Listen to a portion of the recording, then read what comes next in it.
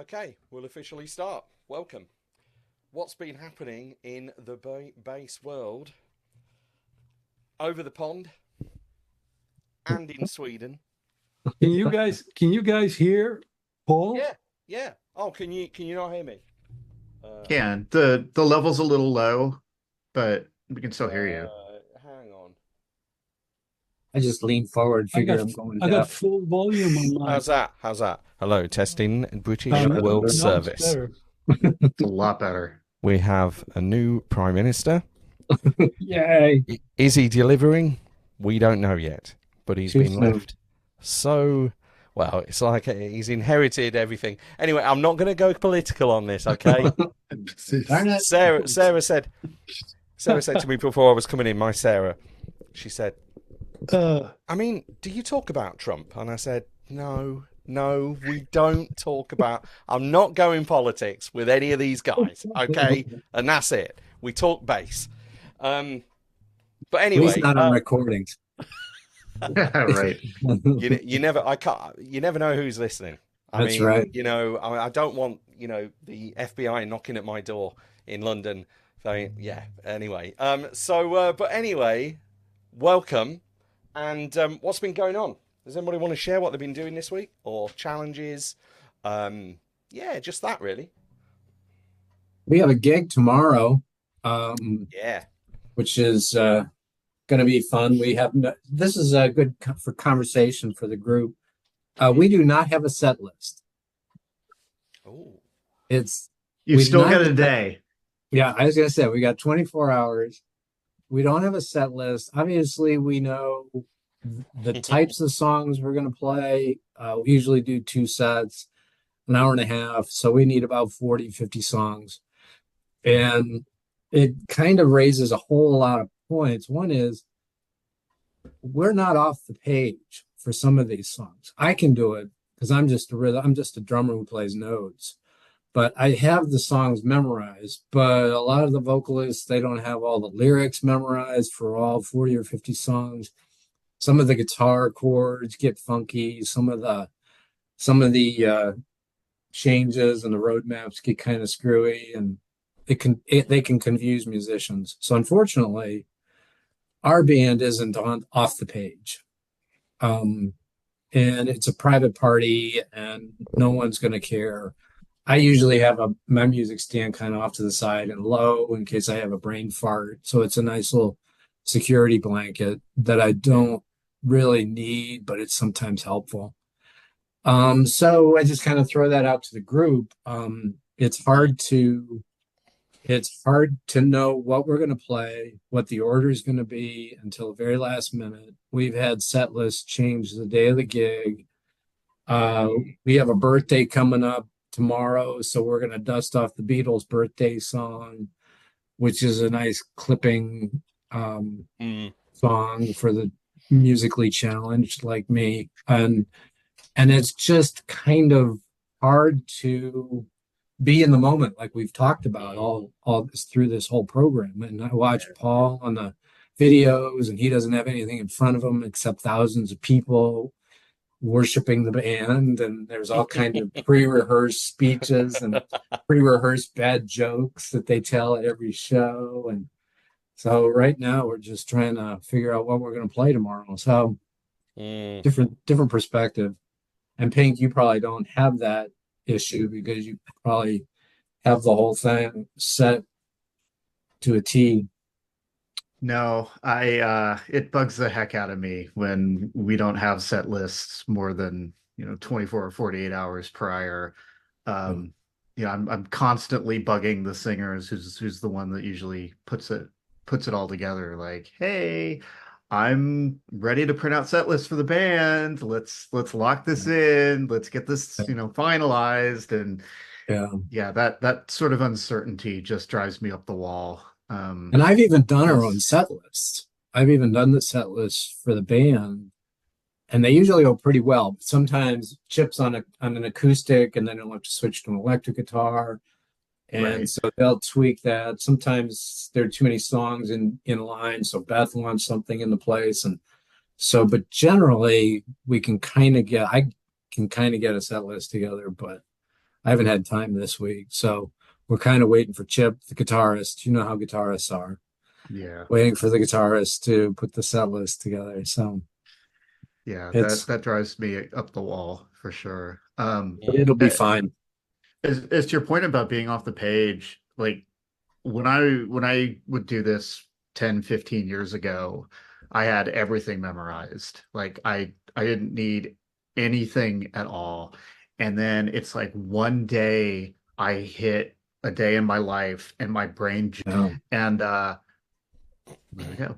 yeah, And now I have to have an iPad. Like I yeah, don't just stare at it, but right. I have to have that security blanket in case of like, oh shit, I don't remember what the bridge is. Like I just don't Exactly. remember, you Yeah. know. And so I'm just I came to peace with my brain doesn't work the way it used to work. It doesn't work as well as it used to work.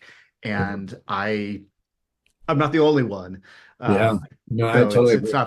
not that bad, but I don't like it, but it's just a necessity as you know as we get older. Yeah. Oh, you And the said the vocalist, old word. Yeah, the well, vocalist and the guitarist, I think, have a lot more to remember. But maybe that's not true. I don't know. Mm. I don't know. Wait till you're past 74, which happened to me just the other day. Oh, Oh, wow. wow.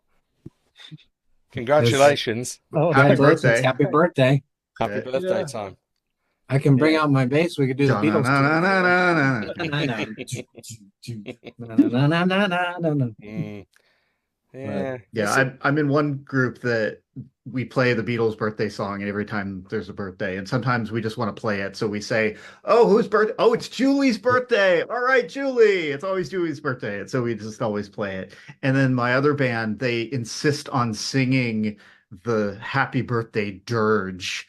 That Yeah. it's like, why don't we just play the Beatles song? It's so much better. They're like, "Happy birthday." It just makes me want to run off I stage think and hide. we actually do both. We do it the traditional way, and we ham it up, and then we do it, and there's all kinds of harmonies going, and all kind of bad harmonies going, and then all of a sudden we hear do do do do. So Nice. it's actually it gets the crowd That kind of yeah, have you that ever had works. the guy or lady and it's like, oh yeah, well, it's their birthday and they play bass and you kind of go, no. oh, and Yeah, I then learned very early on, never give up your instrument, never Yeah. give up the microphone.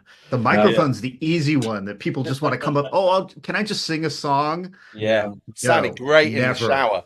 Yeah, Yeah, exactly. you know what I Because they'll mean? never Yeah. give it back. It's really, I No. mean, I remember one gig we did in a lovely place, the Lake District. It was a function. I think it was a New Year's Eve actually. It was a corporate thing, and we were staying at the hotel, and the gig was there. Wasn't for it was a function band, and but they'd looked after us, and we'd done the gig, and we thought it was kind of closing doors, and they were fairly strict with the curfew. Mhm. And I think it was about 3 a.m. and we were back in the room, which wasn't too far away from the auditorium, and we had, you're joking me, running back to the thing. Sure enough, some piss guy is, go, whoa, whoa, whoa, whoa, whoa, and I think the company the person who'd kind of booked us and the entertainment, and they were just mortified. It was something pretty, it was like Sony or something like that, their Christmas crazy do. But yeah, it's not, yeah, anyway, just springs to mind. But I've never had anybody ask for my bass. yeah. It just I Yeah, wouldn't do we're it. kind of Like, dull in that regard. yeah, that can never go well. Guitars, drums, microphones. Usually people Yeah. want those. Yeah. Nobody notices the bass player. That's true. It kind of has its bonuses, doesn't it, in Yeah, that it does. respect? I was just Yeah. thinking about that. You know, or I've had people kind of attempt to pick, well, this can't be hard. It's got 4 strings. Yeah. It's got to be easier. Oh, Well, I've had students say that to me. But there you go. Yeah, so tricky. I mean, Tommy, it's a tricky one, isn't it? That I mean, I have to say that I mean, I did a house band the week before last, and it was it was all posh acts. There was 8 of them though. Some you'll know, some you didn't. The highlight for me was probably Paul Young because I've done it a few years back. So it's really hard stuff, but I'm iPadding it, and fortunately, there's some backing singers. There was a bit of a horn section, so it's trickier for me to do that on something like a 5-piece like Nick's band because I'm right at the front and I'm doing some vocals. So, but I have had people debt for me, you see, doing Nick's gig. There's a bass player called Lawrence Cottle, very fine bass player. He tends to there seems to be there's a lot of people. There's like a pool of musicians that are doing all the 80s, 90s, noughties acts, and it's whoever's available, which is really nice. But there's never a time there. The set list, which is obviously a bonus, so you know what's coming up. Yeah. But it's always quite tricky, dependent on how what you're using as far as a chart goes. I try to actually make them as easy as I can. Charts that I would never show you guys. Well, I might do, but you'd be shocked at it's a bit hieroglyphics because I'm not in the orchestral pit. Right. So I'm not reading. I don't need to read dots. I need to internalize the music as quick as possible, and ideally, when I've been in rehearsals for, sometimes weeks, I've gone in with a pad and then it's decreased to a set list with some cheats, don't mess up the bridge, you idiot, it's in G. Yeah. Kind of literally written on, stuff that I keep forgetting. So I kind of do it that way. But it's a horrible, for me, I'm such a planner and I don't like surprises to a certain degree, if that makes sense. Certainly, if you don't have a set list, I mean, that's a frightening place to be, Tommy. Yeah. And I have performance anxiety, so I have to be prepared in order to get on stage. Otherwise, it's not even an enjoyable experience. So, but it's gotten better. It's much easier when I know where it's going and what the set list is. Yeah, we've got the flip side of that this Saturday. We're opening at a festival gig.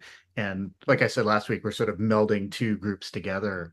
And so we've learned all of this new material for the other folks coming in, like the songs that they're normally playing. And the one that I got tossed the other day, just sort of off the side, we've been practicing and practicing and practicing. And we did it for the keyboard player who didn't even show up at rehearsal on Tuesday because she had a headache.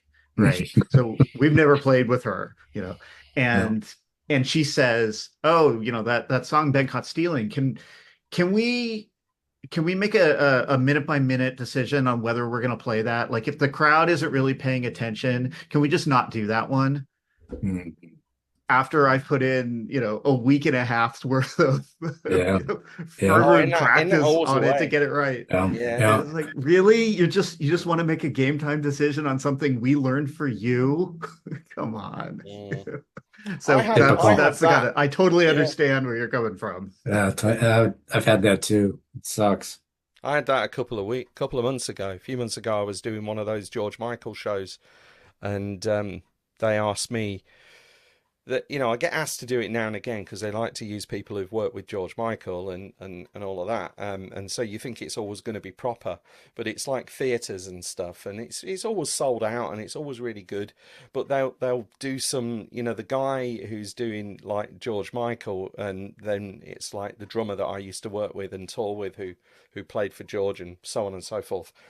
But they put like 4 new songs in, and one of them was Cowboys and Angels, and it was great. I was doing it on that, and literally. So I took that with me, and I don't take it out that often.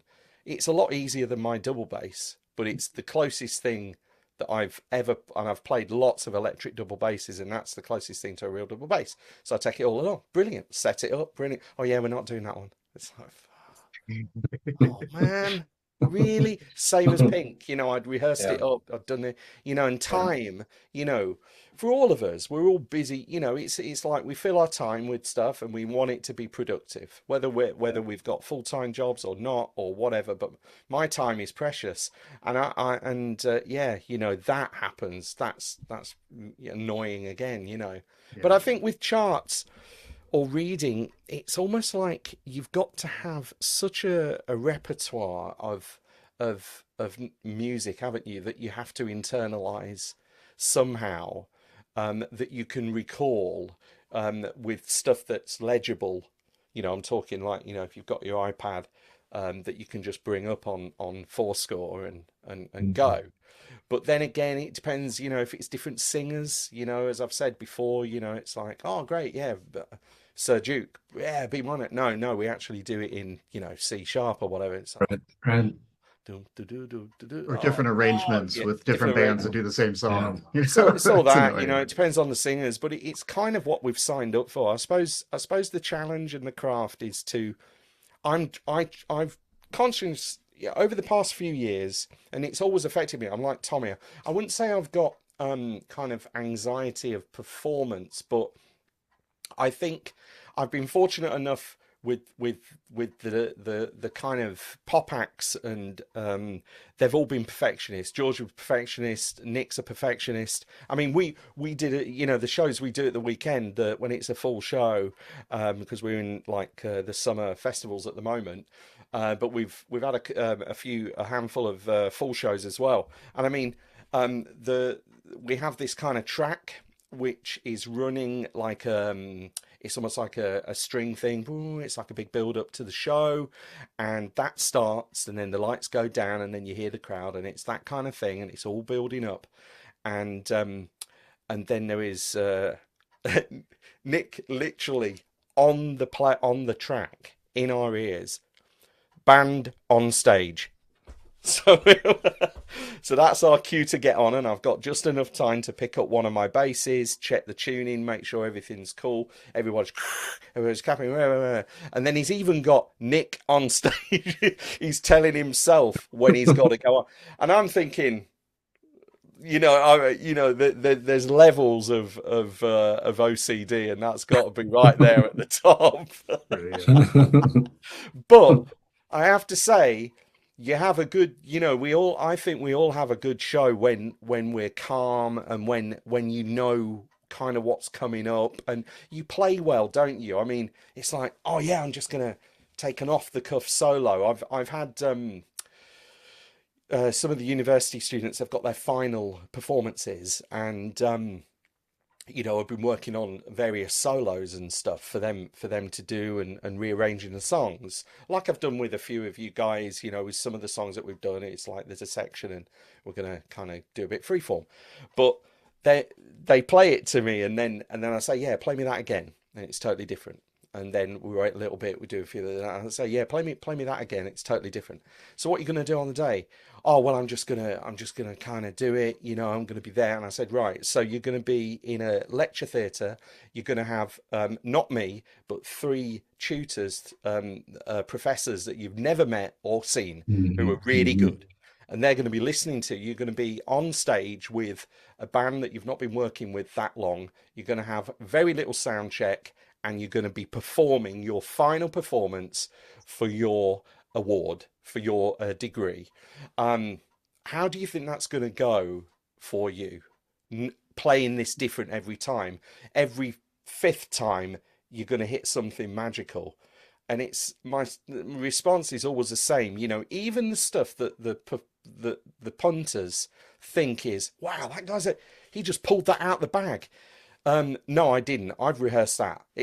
I've just made you feel as if I've just played it for the first time, which makes me feel good because I'm doing my job, and you think it's brand new.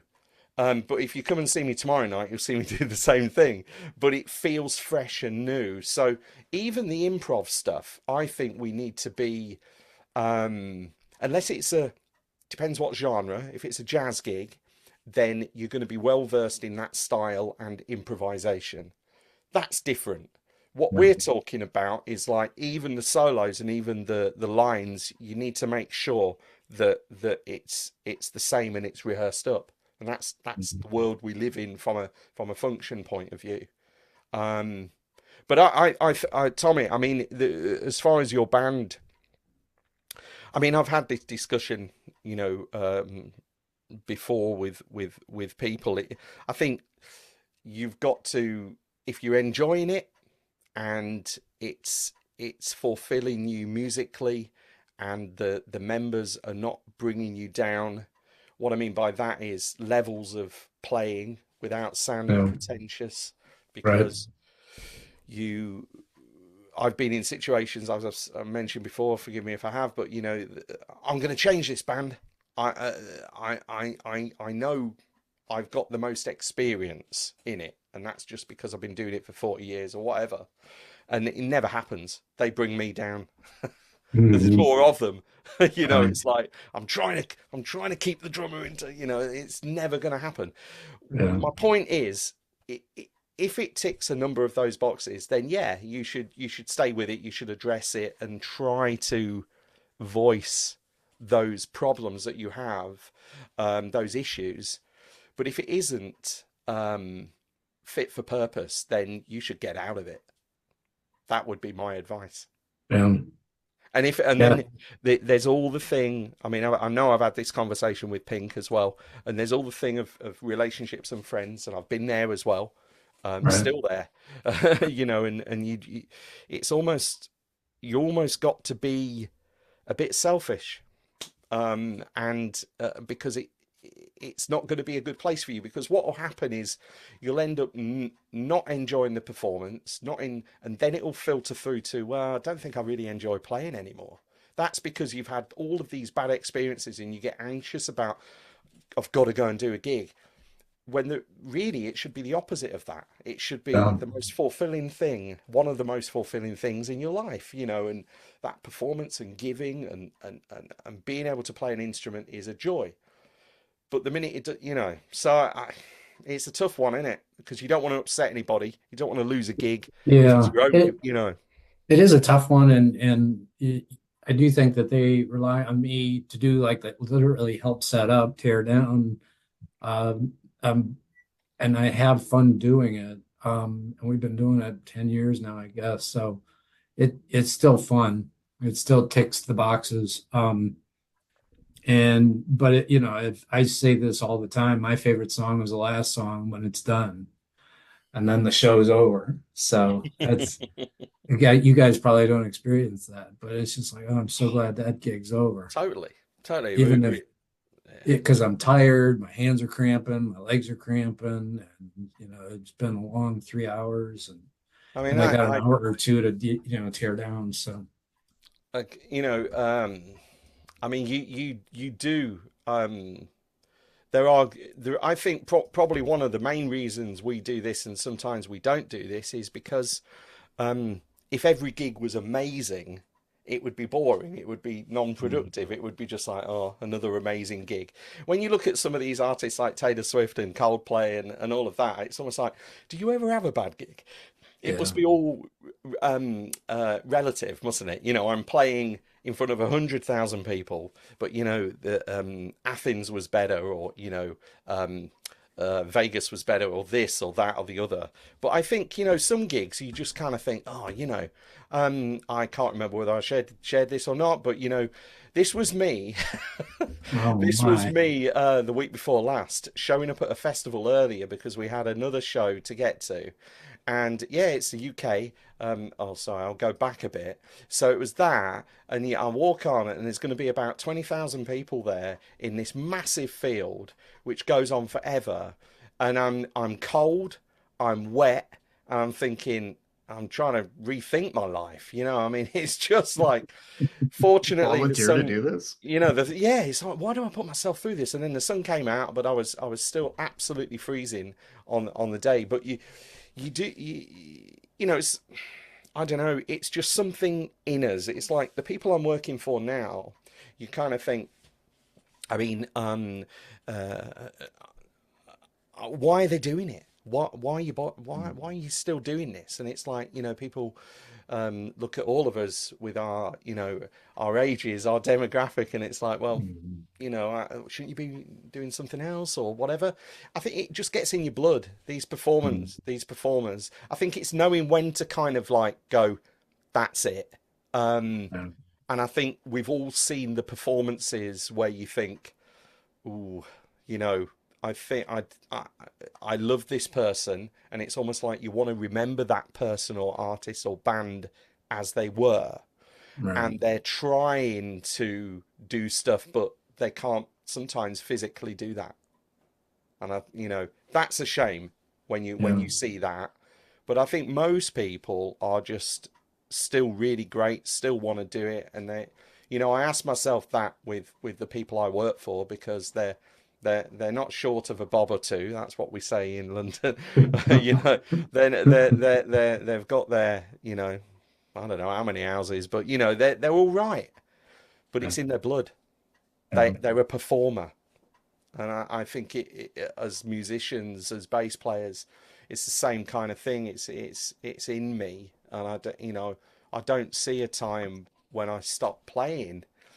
There will be, but there will be. I'll probably be 6 foot under, but I mean, I think I'll just go on as long as I can because I love it. It's part of my life. Well, we saw REO Speedwagon last Monday, and Pink. I don't know if you remember his first name, but Cronin's the singer for REO Speedwagon. I can't remember Mhm. his first name, but he's Okay. 72 now. And I think what's happening with him is he still enjoys playing the band's music, and now he's got younger generation players that are playing with him that keep him young. Um, Bassinet is a bass player. Mm. Mark, I think it is. I can't remember his first name, but he's really good. And I'm sure those kinds of musicians and the drummer's young and they keep him young. Mm. And I think that's part of it. But like Paul, like you say, they never retire. They just keep going. Yeah, There's a really yeah. interesting documentary now on Hulu about Bon Jovi, and they do a lot of look back, retrospective. This is how we got to where we are, but a lot of it is about him, John, and the struggles that he's having with his voice and not being able to be 110%, which Mm. is where he sort of, holds the standard for himself. Mm. Yeah. And all the things that he's gone through in the last few years to keep doing this because he loves it so much. Yeah, It's a really interesting look into that sort of mindset of, just coming to grips with the end of your career. Yeah. And Ann Wilson, the Wilson sisters canceled heart concerts this Mhm. summer, I mean, because of Ann's cancer. mm. And those two are amazing musicians in their own rights. Mm. And that's got to be tough. Yeah, It's tough yeah. getting old. Mm? It's tough getting old. It is. It is. Yeah, I totally hear you. But they I think say, I think the thing with like keeping you young, as I've said before, I work with a lot of young people, and I'm fortunate enough to have kids who are into music as well. I say kids, 20 odd, Mhm. 25. But I think that is one of the main things. Mats, you were gonna speak. no, I'm saying, yeah, it's tough getting old, but the alternative isn't too good either. Yeah, Right. Yeah. I I mean, totally agree with that. it's like just getting into music in general. There's been quite a lot of legislation, and with the previous administration of government, I said I wouldn't mention, but this is just a side note. They've taken a lot of funding away from arts and music in general. I've had some students in here, some young students. My Sarah teaches vocals, vocal technician, vocal coach, and it's like some of the young ones. It's like, oh, what does your music teacher say? Oh, we don't have music in school, and it's like, oh, in a way that's good for us or independent music colleges, but it's so tragic, isn't it? Because it's proven that you know, just from a brain function, cognitive skills, communication skills, group blending, molding, learning an instrument is Mm. is just going to keep that brain moving. Sometimes I think when I'm practicing, I think I'm going a bit brain dead, but other times it is a good thing. Obviously, you know, which kind of brings me on to, I did have a topic tonight, and I'm not gonna play you all of this, but I don't know, I'm quite curious as to your take on it, really. So I'm just gonna put this out here. I need to just kind of get a couple of things up, a couple of videos that I found that I think I might have showed you before. So, but I'm going to show you. Well, yeah. Let me just get that one up. But this is here. Okay. So you might have come across this guy. I mean, I've just dipped my toes. I don't really, you know, I don't do a lot of subscribe to podcasts and stuff. Maybe I should do more. I don't know. Sometimes I do, you know, when my ears are pricked up. But this guy touched on quite a few different areas. So if you have seen this before, then great. But if you haven't, then I'd just be interested to see what you think. And here we go. See what you think. Let me know you can hear this. Hey everybody, I'm Rick Beato. We're going to try something new today. This video is on the history of the music business and technology in 2 acts. Act 1. I'm going to be stopping it in a couple of times, but anyway. Music is too easy to make. What do I mean by music is too easy to make? Let's just go back to the 1940s and 50s. Frank Sinatra used to get up in front of an orchestra and sing a vocal take, and they had one microphone. And they would get it balanced just right. Frank would say, okay, I'm ready to do it, and he'd sing it. Come fly with me, let's float down to Peru. Then you get into the 1960s or so, and then you have things where you have multi-track machines. You could go in if you had a mistake in a vocal part or any instrument, and you do a punch in. Oh, I don't like that word. I sang it out of tune, or I want to change this lyric. You go in and you just punch in, fix the line, punch out. Fast forward to 1998 with Cher, the Believe song. They invented this thing, Auto-Tune. I've talked about this a million times on here, but Auto-Tune was a plug-in that would go into these DAWs, digital audio workstations. So you'd have something like Pro Tools or Logic or Ableton. What you do is you take the vocal, let's say the song's in C major. Any note in the key of C major, it would tune the note to.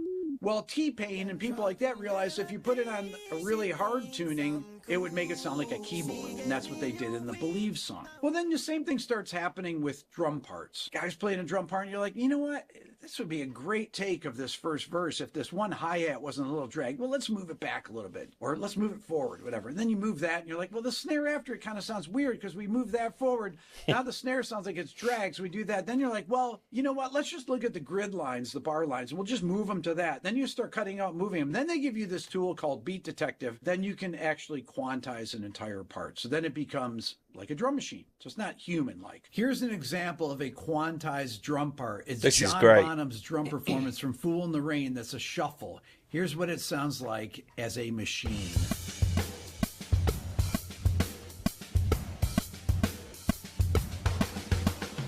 Now here's the actual human performance of John Bonham. Notice the swing in it.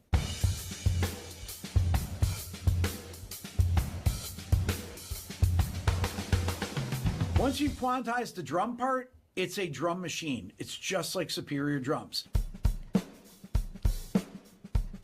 So what started happening in the year 2000 or so is that everyone started quantizing their drums because the budgets to hire session guys like Josh Freese and Kenny Aronoff went away, and you'd have to use the crappy drummers. I mean, some bands would have good enough drummers to play, but you typically have these crappy drummers that you'd have to fix their parts. And once you fix their parts, you start moving the bass around, you start moving the guitars around, and then you pretty much have sterile, generic, quantized rock music that has no vibe at all. The other thing that people realize is that it's really difficult and time-consuming to record a drum set. You need a studio and a lot of gear. Look at all these mics. Now, you can put up 3 mics and get a drum sound. You can put up 2 mics and get a drum sound. But to get a professional drum sound, you tend to mic up the different instruments. I got 2 mics on the bass drum. I got a mic on this tom, mic on that tom, mic on the ride, 2 mics on the overheads, 2 mics on the snare here. I actually have 3 mics on the snare and a mic on the hi-hat, and I have a couple room mics. It's hard to record it well. Not only is it hard to play the drums well, but it's hard to record the drums well, and you have to have training. It's not easy to do. You have a great ear. You got to know how to tune them. You got to know what is a good snare sound from a bad sound. You got to know if the toms are ringing too much. You got to know if they're in the right pitches, all this kind of stuff. There's so many decisions to make. Now, some of you are out there thinking, what are you talking about, Rick?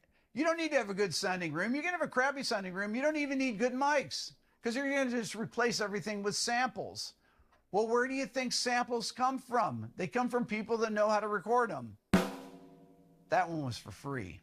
It's difficult to get a good guitar sound. You have to have a good sounding amp. You have to have good sounding speakers, good microphones that work well. Most people now just use amp modelers. They plug into their computer, they pull up their program, everything is done for them. They've already been pre-mic'd, pre-selected. They're all using the same algorithms. They can create great sounds. They're so easy to use. Doesn't take any skill at all. But it doesn't take any creativity either. Then, of course, you have the MIDI packs that you can buy if you can't play keyboards. So it'll just have pre-programmed chord progressions. Because for some reason, people can't just kind of space their fingers out and learn to play a few chords like that. Or maybe just experiment. What is this? What is this? In the early 2000s, labels stopped signing rock bands, essentially, because it was way too resource intensive. It was far easier to sign artists that could make their own music using a laptop and a microphone. Why is this a bad thing? Well, let's start with the creative dependency on technology limits the ability of people to innovate, I believe. Could be wrong about that. Maybe it helps them innovate. I don't think so, though. The homogenization of music. The over-reliance on similar tools, as I just brought up with the amp models, creates a lack of diversity. I think that leads to music becoming more formulaic and people just following trends of using certain types of sounds. This is why these trap beats have been in vogue for the last 20 years. People just, they know they work, so they just keep using them all the time. Quality versus quantity. This is a big, big thing. Okay, so the easier production makes the process go faster, which creates an oversaturation of music, making it harder to find really exceptional things, as Ted Gioia talks about in this clip. This is Spotify's way of using AI. They have AI songs, they attribute them to people that don't exist, and this allows them to take royalties that would go to musicians and keep them for themselves. On the AI front related to music is too easy to make, I made a video last week called I Told You This Was Going to Happen, and I played some songs off Udio, and I was saying how my kids could detect that they were AI songs, but other people could not. Well, it just came out. All 3 major labels are suing AI startups for copyright infringement. Universal Music Group, Sony Music, and Warner Music are suing Suno and Udio for copyright infringement because guess what? They're using all their music to train these AI models. Well, of course they are. I'm just going to stop it there, and then I'm going to just play another little thing here. So this is me a little while back, actually 3 months ago.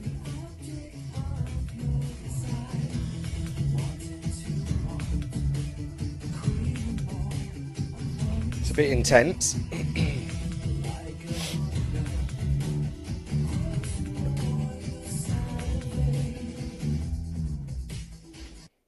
Point is here. Then it starts.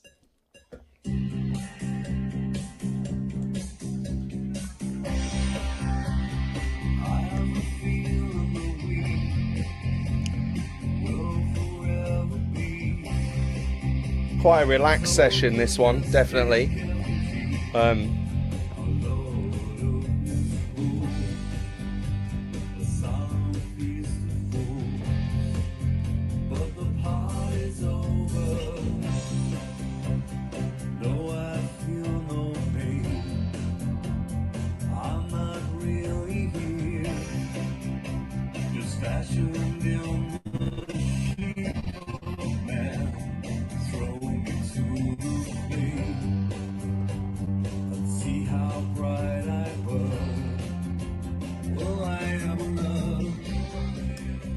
Hang on. I just wanted to... Let me just get to the end here. I'll try it again. There. So my bass track is pretty much, well, I've spent 40 years trying to be good. And I don't know, this whole thing with particularly what he was touching on. I mean, there were many points there, but I it I think there's a bit of a revolution coming with music, and I remember seeing it with the analog switching to digital, and even as far back as when I was 20 and going to study music, it was at the time of Fairlights and people like Nick Kershaw really doing loads of programming. I blame him. And it was, oh, what are you going to study bass for? Because nobody needs to play anymore. We've got it all on computer generated. So my point really is, I think that it will never really replace the human element. Although I've heard, as we're hearing on that clip, with a lot of AI and how it's used, but I'm hoping that the technology has started to find its place rather than out with the baby. You're throwing the baby out with the bathwater kind of thing, and having that human element, which has to be within music. It was lovely doing sessions like that, and there are sessions like that, but I think we've got to embrace the technology as well. That's my take on it. But you don't want it to take away from your musicality. I mean, what has anybody got any opinions on what that clip? Watch it back, because he's brutal, but he's got a very good point. I'd like to see it go back to the way, Frank Sinatra. I'd like to see it go back, kind of retro back to where it should be. Yeah. Where we're all kind of sitting around the amplifiers trying to figure out what to do with this section of the song. If one person messed up, you have to start again. Okay, it's another take. It's another take. Bass, whatever. It's a good way to learn the song. I mean, interestingly enough, I do come from the generation of punching in. So some of the earliest recordings I did, I was probably about 25 at the time, probably early 90s, and you sat there. There was 3 people in the studio. You'd have the engineer, you'd have the writer, obviously, and then you'd have the playback person, and he would sit at a little module and literally kind of, I'd make a mistake, and right, okay, Peach, no, there was something there, and spin it back, and you'd punch in and out, and you'd try and join everything so that it's totally seamless. But I always remember one engineer kind of, and it wasn't a massive, they were saying, yeah, we love what you're doing on there. We're gonna take another run at that, and we'll just punch you in. And so I did it, and I did it exactly how I'd kind of practiced it and rehearsed it and everything. Everything was fine. And then they said, yeah, the part is great. And I said, oh, was there any wrong? No, there's no wrong notes. There's no nothing. Can you play at the same pressure? Oh.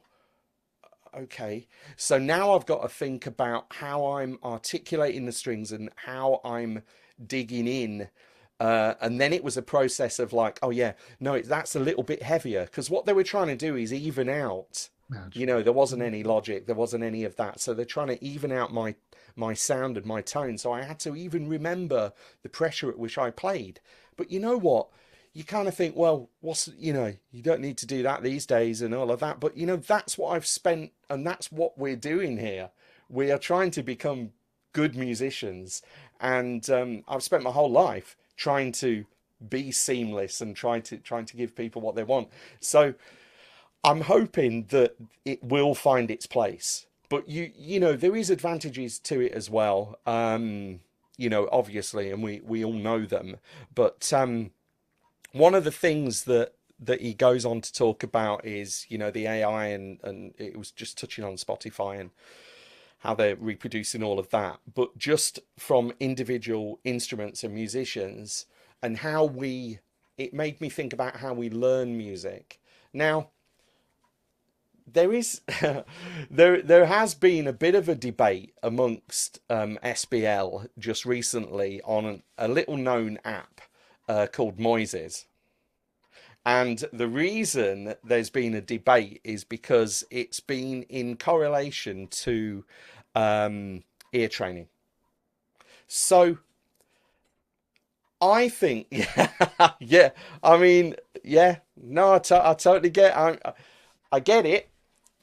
I get it, and I think it was Matt who said Moises is a gift from God, and I mean it is amazing. But I still think we need to watch that we don't kind of that stuff is we're able to work that stuff out with our ears if we are trained to do so.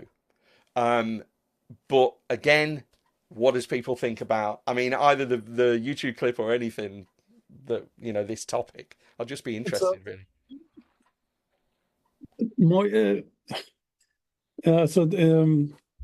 Moises works for ear training as well. Like if you put on and take away almost everything else but the bass, if that's the bass line is what you want to learn, and you just try to work it out using your ears. That's ear training to me. Right? Yeah, I totally agree. Another take on what was said in the video by Rick. Can anyone explain to me what is interesting with AI generated music? A whole song generated from AI. Is that interesting? I mean, to me, that is totally uninteresting. When I mean, I think the corporations like it because they don't have to pay thousands of dollars. They get the song now instead of thousands of dollars later. I sort of liken it to. I'm thinking musically. Yeah, no, I'm totally with you. But in the late 70s, early 80s, when microwaves came out, people were like, "Well, you can cook your entire dinner with a microwave. Nobody needs to learn how to cook anymore. You just put everything in the microwave," right? It's like that never happened. It doesn't evolve that way. It's a tool, and it's a nice tool. And if you say don't play drums and are writing a song, and you could have a drum part just whipped up for you that 80% of the way there to get a demo done, that's great. So you put your hot dog in the microwave and it cooks it faster. But I don't see, right now at least, the market is for entirely generated, like it's one tool in a toolbox of a variety of things that you still need talent to put together. Yeah. And on the previous thing, it was interesting that his point was, it's too expensive to make real music, so the labels don't make real music anymore. But the technology enables you to make better music a lot faster, right? You don't have to spend 5 minutes redoing an entire take because you missed up one note on a bass line. You fix that one note and move on, right? And you don't have to waste all of this time redoing and straining your voice or bleeding your fingers or all of that. You fix the mistake and you move on and you continue the creative process, not the repetitive, oh my God, take 276, right? And that makes it cheaper because time is money, right? Studio time is money. And the less time you're in the studio, then the more time you're using it to be creative in the studio, the better the outcome. And you're not using it for take 276. So you can't have it both ways, I don't think. And he was kind of trying to have it both ways. I think my worry from a training point of view is young musicians thinking they don't have to be any good. And the craft of learning an instrument But I honestly believe it's like you said with microwaves and stuff, Pink. I think digital found its place and has found its place in amongst analog, in amongst even vinyl, old technologies. I've got some young bands at the moment, they're putting some music out on a thing called a cassette tape, and it's like really cool. And I'd like to think it all needs to kind of find its place. But I think the art is to try to not have those 250 takes, I suppose. It was interesting what he was saying about, like, the band had come in, but then the band would be replaced by session players or whatever because they're not actually very good, but they are the poster boys for the band, as it were. So, there's that element as well. I can kind of see where he's coming from with that. But I think, the very nature of it, like, I suppose you get to what's a lot of the bands, if they've really not got it together and they've created something from purely a digital point of view, when they they haven't got the performance skills to perform it, or lots of it are obviously on track, which people have paid to see a live show, and then you kind of think, well, let's define live. Boy I bands, remember, right? yeah. I mean, think just, the world has not been taken over by boy bands, and No. there's a place for it. There's an interest for it, but it has not replaced all music. No, exactly. I mean, I work with a guy called Steve Walters, a really fine singer, an American singer living in London. And the first time I met him, I said, "Oh, I'm Paul." He said, "Oh, yeah, how you doing?" And he said, "Yeah, I'm Diana Ross's High Notes man." And I went, "What?"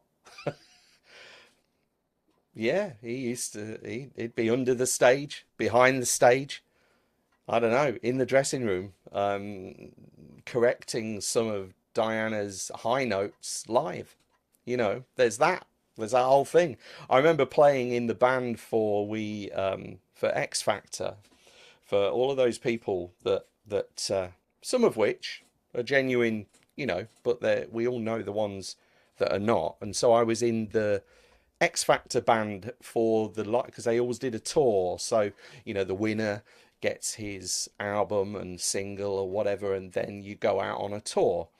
And I did that for a number of years. And the first year it was great. We were doing all arena shows, which were great. And then the band was all on stage and all that.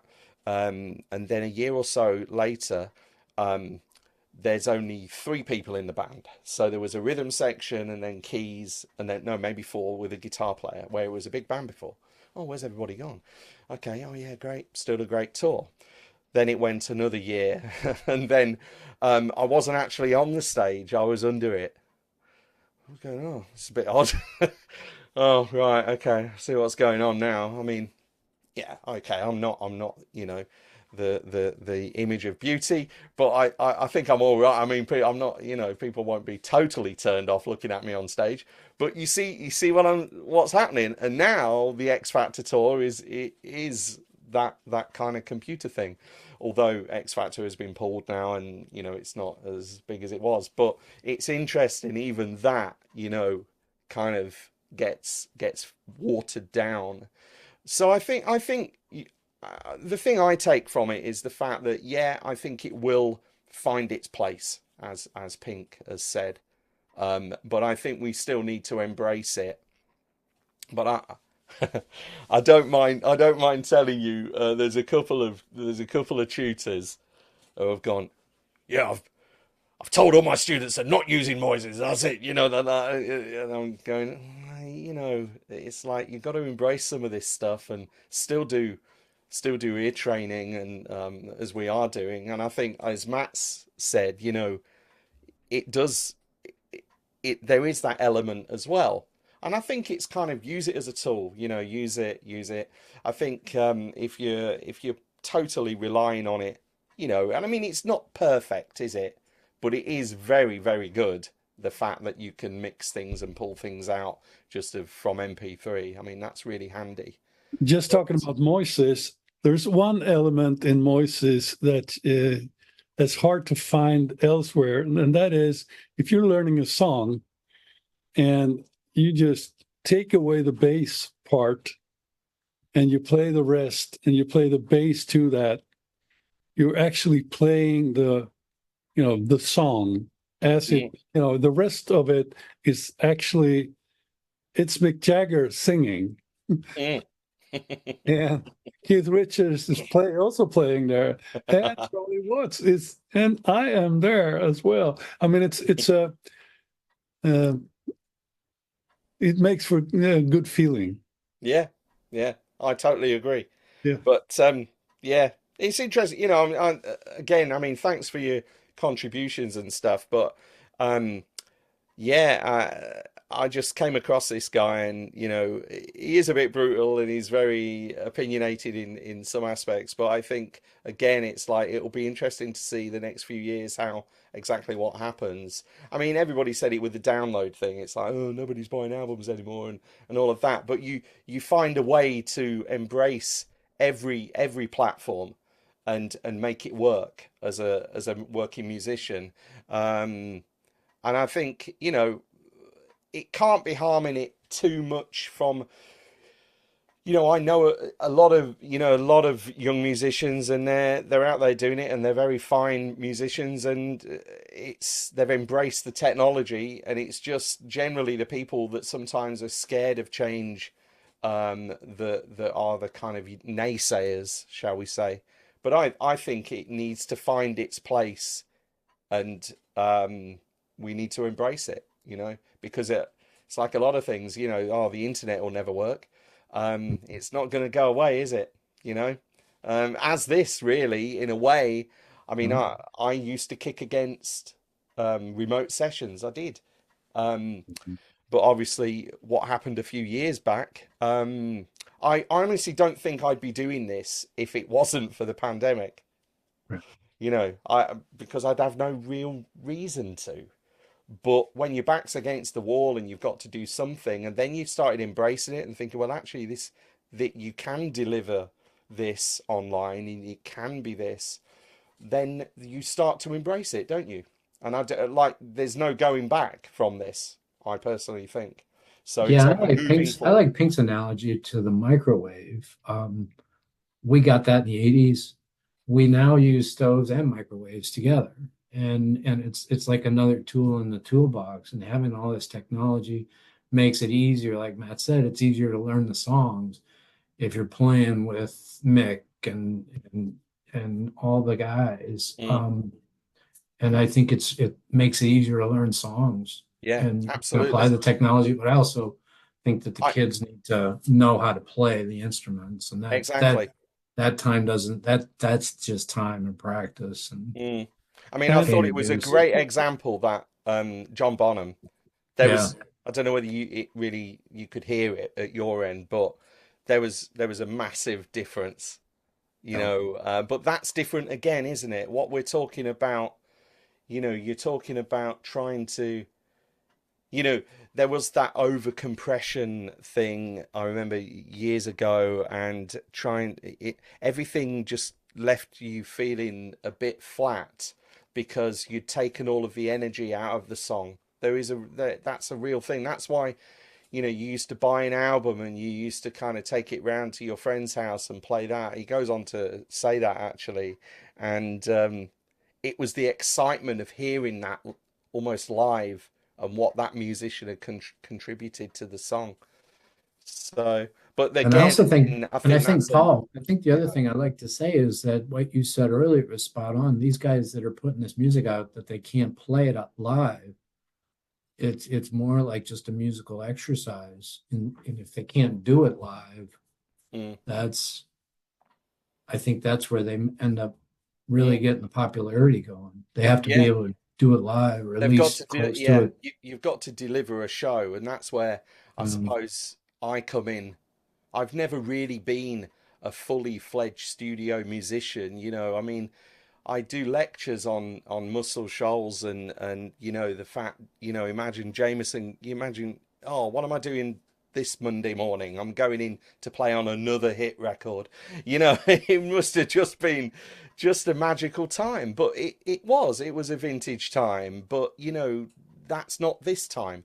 We're in this time. And I think you're right. I think there will always be an element where you get, as a musician, you're giving as a performance to other people who want to listen to you play and deliver a song.